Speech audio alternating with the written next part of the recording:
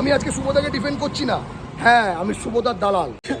একজন বলেছিল ডিজে অরুণ বলেছিল, একজন না, যে শুভদা এখানে আসতে পারবে না। আমি তোমাকে বলি, শুভদা আমার পাশে এই বসলাম পাড়া ছড়িয়ে রাস্তার মাঝখানে, আর ডিজে অরুণের পরোটা নিয়েছি, আর পরোটা নিয়ে এখানেই খাচ্ছি। আমি দাঁড়িয়ে বসে আছি। কোথায় আছি? বাঘাযতীন। বাঘাযতীন কোথায় বলে দাও? বাঘাযতীন ডিজে অরুণের দোকানের সামনে।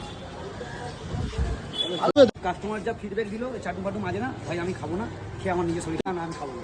এবার দেখ, আমি খাবার খাওয়ার পর ভালো কি খারাপ সেটা পরের কথা পরে আছে, কিন্তু আমি আর খাচ্ছি না, ঠিক আছে? খেলে আমাকে কিছু নিশ্চয়ই কিছু রিভিউ দিতে হবে, ঠিক আছে? যেহেতু আমি একটা দোকানদার, তো যা কাস্টমার যেটা বলে গেল যে চাটু মাজে না, একদম অপরিষ্কার অপরিচ্ছন্ন, বাধ্যতামূলক ওনাদের খেতে হয়, তো সেই হিসাবে আমি একটা দোকানদার, আমি মানে পরোটা খেয়ে বাজে রিভিউ দেবো কি খারাপ ভালো রিভিউ দেবো জানি না, তাই জন্য আমি পরোটাটা খেলাম না। কালীঘাটের ছেলেরা কোনো জায়গায় গিয়ে চমকায় না, কালীঘাটের ছেলেরা সব জায়গায় যেতে পারে। 500 টাকায় আমার ওয়ার্ল্ড ফেমাস পরোটা, বুঝলি? ওর দোকানে 1000 টাকার জন্য মহাজন আসে, আর আমার দোকানে গোডাউন দেখলে ওর প্যান্টের চেন খুলে যাবে, বুঝতে পারলি?